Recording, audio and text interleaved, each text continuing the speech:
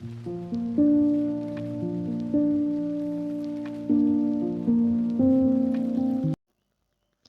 वालेकुम व्यूअर्स, कैसे हैं आप? उम्मीद करती हूँ खैरियत से होंगे। स्टडी विद बीआरडी में आप सबको खुश आमदीद। आज हमारा MGT 503 की लेक्चर सीरीज़ का 7वां लेक्चर है। आई होप कि आप लोग एंजॉय कर रहे होंगे और मेरे साथ आप जो है वो बिल्कुल वैसे ही चल रहे होंगे जैसे मैंने इमेजिन किया कि आपको बहुत अच्छे से समझ आ रहा होगा और आप मेरे साथ स्टडी करते हुए एंजॉय कर रहे हैं। अगर ऐसा है तो फीडबैक ज़रूर दें और मुझे पता चलता रहे कि मेरे स्टूडेंट्स किस हद तक जो है वो मेरी चीज़ों को समझ रहे हैं और जहाँ मुझे इंप्रूव करने की ज़रूरत है वहाँ मैं इंप्रूव भी कर सकूँ। ठीक है, तो मुझे फीडबैक से ही पता चलेगा कि किस हद तक आपको समझ में आ रही है।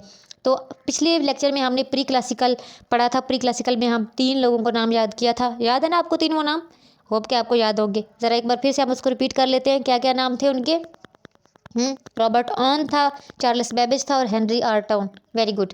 ठीक है, आई होप कि आपने भी इसी तरह रिपीट किया होगा जिस तरह मैंने बोला है। चलिए आगे चलते हैं। आज है हमारा क्लासिकल व्यू ऑफ मैनेजमेंट। ठीक है, प्री क्लासिकल में बस वो 3 ही नाम थे।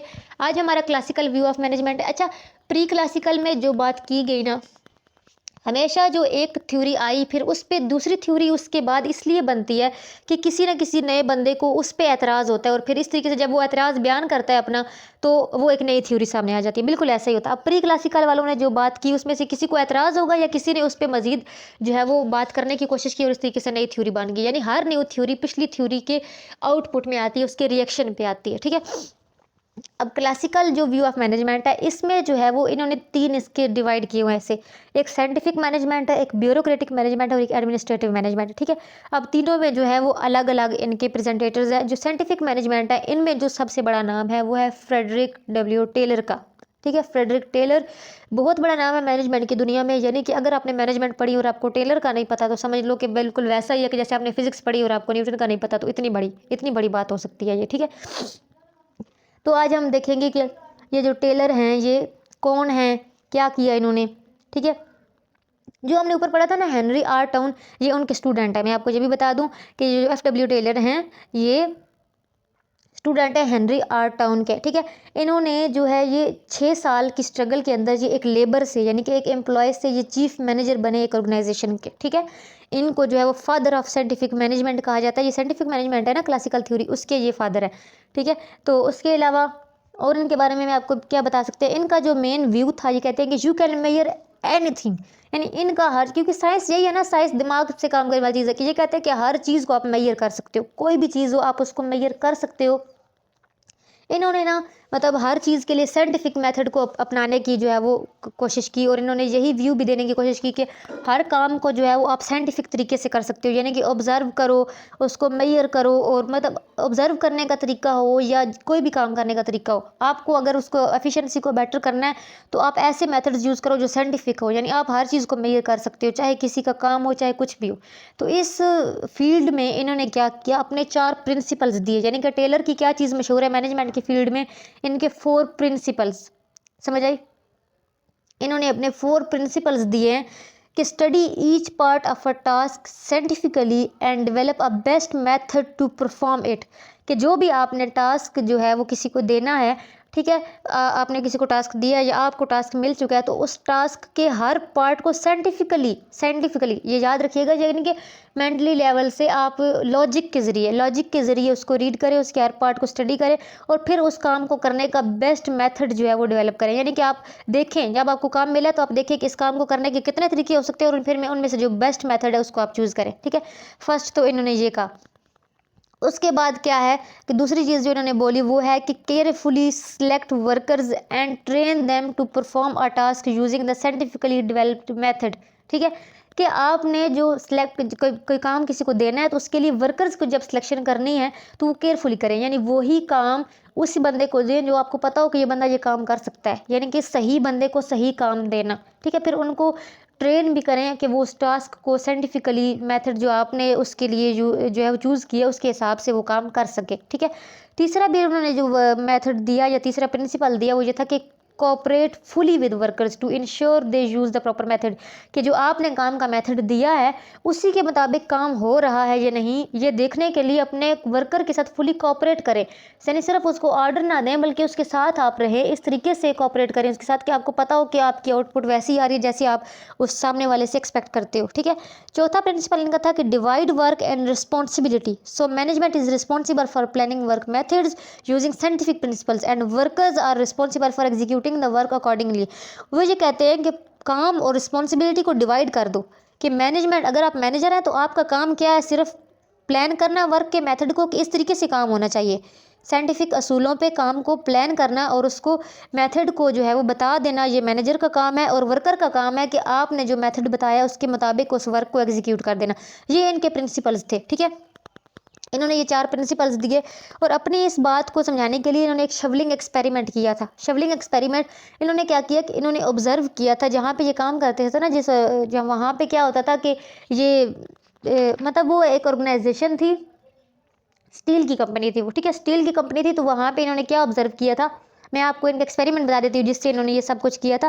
कि इन्होंने क्या किया कि एक्सपेरिमेंट किया, इन्होंने देखा कि एक बंदा है जो मतलब लोहा, ठीक है, लोहे के बेलचे भर भर के वो किसी चीज़ में, शायद वो कहते हैं ना ट्रेन को जो होते हैं जैसे हमारे तरफ होते हैं ट्रालियाँ वगैरह, ठीक है, इनमें भर रहा होगा। ठीक है, उसने देखा कि एक बंदा है जो लोहे की पीसीज हैं शवल के साथ, यानी कि बेलचे के साथ, शवल बेलचे को बोलते हैं, उसके साथ भर रहा है, और एक बंदा है कोयला भर रहा है। तो वो कहता है कि मतलब जो लोहा है वो कम उठाया जा जो है वो मतलब कम उठाया जा रहा है, और जो कोयला है वो ज़्यादा उठाया जा रहा है। ठीक है, कोयला जल्दी मतलब वो हो रहा है। तो कहता है कि ऐसा क्या किया, वो कहता है कि बेलचा भी एक सही है। ठीक है, तो क्या किया जाए, तो कहता है कि मतलब देखिए बेलचा भी वही है, ठीक है, और बंदा भी वही है, यानी एक बेलचे पे जब वो लोहा उठा रहा है तो वो ज़्यादा वजन उठा रहा है। ठीक है, जाहिर सी बात है, लोहा तो वजनी होता है और कोयला इतना वजनी नहीं होता। ठीक है, वो कहता है कि जब वो लोहा उठाता है तो वो ज़्यादा उठा लेता है और जब वो कोयला उठाता है तो वो थोड़ा उठा, ऐसा क्यों है, क्या किया जाए कि अब एक बंदे में उठाने की कैपेसिटी इतनी ही है जितनी वो उठा रहा है, तो क्यों ना कुछ ऐसा किया जाए कि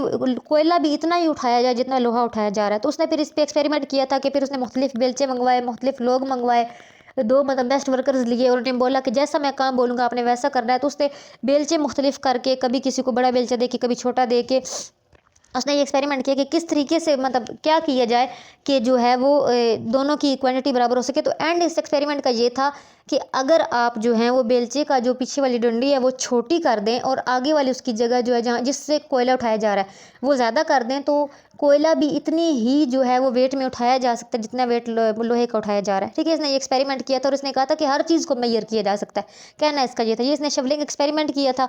ठीक है, और दूसरा जो इसने ये 4 प्रिंसिपल्स दिए थे, इसके बारे में बस ये 2 बातें आपने याद रखनी है। ठीक है, अगले जो हैं ये फ्रैंक और लिलियन गिलब्रिथ हैं। फ्रैंक और लिलियन गिलब्रिथ ये हस्बैंड वाइफ थे। ठीक है, हस्बैंड वाइफ थे, और इनके जो हैं जो लिलियन गिलब्रिथ है, ये लड़की है, इसने जो है वो पीएचडी की हुई थी। इसने पीएचडी की हुई थी और इसका थीसिस भी जो था ये मैनेजमेंट के सब्जेक्ट पे था। इनका जो कंट्रीब्यूशन है, जो इन्होंने मेन बात की है, वो है इन्होंने time and motion study the. Time and motion study, इनका जो पॉइंट ऑफ व्यू था वो ये था कि जितना हम मतलब एक काम करने लगे हैं ना, तो जितना हम हरकत को कम कर देंगे और टाइम कम वेस्ट करेंगे, हमारी प्रोडक्टिविटी ज़्यादा हो सकती है। मतलब कि मैं आपको इस तरीके से समझाऊँ, ये कहती हैं कि अगर आपने एक काम करना है, आपने टाइपिंग कर मतलब आपको बोला गया कि आज के दिन आपने इतनी चीज़ें प्रिंट करनी है, टाइप करके प्रिंट करनी है, तो अगर आप जो है वो एक बार उठेंगी, पेज उठा के लाएंगी, अच्छा ठीक है मैं ये टाइपिंग करती हूँ, प्रिंट करती हूँ, फिर उठेंगे, फिर कहते 3-4 बार आप उठेंगे ना, आप काम से उतार जाएंगे और आपकी स्पीड कम हो जाएगी। वही अगर आप बैठते हुए सारा सामान ले के बैठेंगे, ठीक है, सारे आपने पहले चीज़ें रख लिया अपने पास, अपने पानी भी रख लिया कि मुझे जब प्यास लगी तो मैंने ये पीना है। ठीक है, उसके बाद आपने पेजेस अपने पास रख लिया, आपका प्रिंटर आपके पास है, हर चीज़ आपके पास है, आपको बार बार उठना ना पड़े, आपका कंसंट्रेट खराब ना हो, तो आपके काम में जो है वो स्पीड में कमी नहीं आएगी। यानी इन्होंने ये टाइम और मोशन स्टडी दी थी कि जब आपकी मोशन कम हो, आपको कम हरकत करनी पड़े, अपने काम में फोकस ज़्यादा करना पड़े, तो फिर आप अपनी प्रोडक्टिविटी बढ़ा सकते हो। ये इनकी दी हुई थ्योरी थी।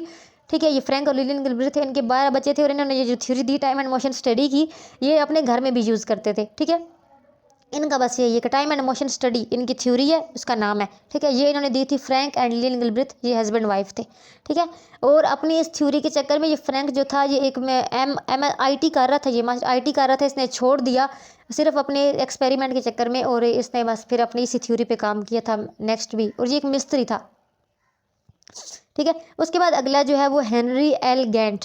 हेनरी गैंट की जो मशहूर विक्ट्री है वो इसका गैंट चार्ट है। ठीक है। इसका गैंट चार्ट है, इसने एक चार्ट बनाया था जिसमें इसने मतलब मुख्तलिफ एक्टिविटीज़ को स्केड्यूल करने का मतलब चार्ट, इसने 3 महीने का चार्ट बनाया था कि अगर आप एक एक्टिविटीज़ को लिख लें, मतलब आपने एक प्रोजेक्ट शुरू किया तो आप उसकी एक्टिविटीज़ बना लें कि ये काम आज होना है। यानी कि अगर एक बिल्डिंग बननी है तो आज सीमेंट आएगा, ईंटें आएंगी, इतने दिन में एक दीवार बननी चाहिए, इतने इतने वर्कर्स इस पर काम करेंगे। यानी कि आप सारी एक्टिविटीज़ बांट लें और आज के दिन का जितना काम हो गया उसको टिक करते जाए, जो काम नहीं हुआ उसको जो है वो क्रॉस करते जाए। यानी कि इसने एक बाकायदा पूरा चार्ट बनाया, यानी जिससे आपको पता चलता रहेगा कि आपका कितना काम हो गया और कितना रह गया। तो हेनरी एल गैंट ने गैंट चार्ट बनाया था। इसके चार्ट को गैंट चार्ट ही बोला जाता है। तो बस इसके नाम से बस ये चीज़ मशहूर है, आपने इतना ही याद रखना है इसको, ठीक है। यानी कि ये हमारी साइंटिफिक मैनेजमेंट में 3 लोग थे। सबसे पहला था टेलर, ठीक है, दूसरे थे फ्रैंक और लिलियन गिलब्रिथ, और तीसरे थे गैंट। गैंट का गैंट चार्ट हो गया, फ्रैंक लिलियन गिलब्रिथ की टाइम एंड मोशन स्टडी हो गई, और टेलर का क्या है, हमने शवलिंग एक्सपेरिमेंट याद रखना है और उसके 4 प्रिंसिपल्स याद रखने हैं, ठीक है। बस ये इनका काम था, ये हमारा कंप्लीट हो गया। देखा कितनी आसानी से हो गया ना, ईजी था ना। आगे चलते हैं। अगली हमने क्या देखा कि हमने देखा था कि क्लासिकल में 3 थे ना, दूसरा था ब्यूरोक्रेटिक मैनेजमेंट। ब्यूरोक्रेटिक मैनेजमेंट में 2 लोगों के नाम आपके पास आएंगे, एक आएगा हेनरी फॉयल का नाम और एक आएगा मैक्स वेबर का नाम। मेन इसके कंट्रीब्यूटर मैक्स वेबर ही है, ठीक है, हेनरी फॉयल नहीं है, मैक्स वेबर ही है इसके मेन कंट्रीब्यूटर। मैक्स वेबर ने जो है वो थ्योरी ऑफ ब्यूरोक्रेसी दी थी कि यानी हायरार्की होनी चाहिए। ब्यूरोक्रेसी ऐसी होती है ना कि जिसमें जैसे हमारे पाकिस्तान की ब्यूरोक्रेसी है जिसमें मतलब 23 जो है वो बाकायदा लेवल्स हैं कि मतलब जी ऊपर सबसे 23 ग्रेड्स बने हुए हैं। तो इस तरीके से वो कहता है कि हायरार्की होनी चाहिए, उनमें बाकायदा पता हो कि काम फलां ने करना है, ये सारी चीज़ें होंगी तो फिर आप जो है वो इस तरीके से काम करोगे। अगर के काम बांटा हुआ होगा, फलां काम को फलां सुपरवाइज कर रहा है, इस तरीके से अगर काम करोगे, आप स्ट्रक्चर बनाओगे, अथॉरिटी का स्ट्रक्चर होगा, एक ऑर्गेनाइजेशन की एक्टिविटीज़ एक अथॉरिटी के रिलेशन के साथ चलेंगी, तो वो कहते हैं कि आपकी जो है वो ऑर्गेनाइजेशन है उसकी प्रोडक्टिविटी बढ़ेगी। यानी कि इसमें आप डिवीजन ऑफ लेबर करेंगे, क्लियर डिफाइंड हायरार्की होगी, डिटेल्ड रूल्स बने होंगे, रेगुलेशंस होंगे, इम्पर्सनल रिलेशनशिप होंगे, आप किसी को प्रायोरिटी नहीं दोगे, ठीक है।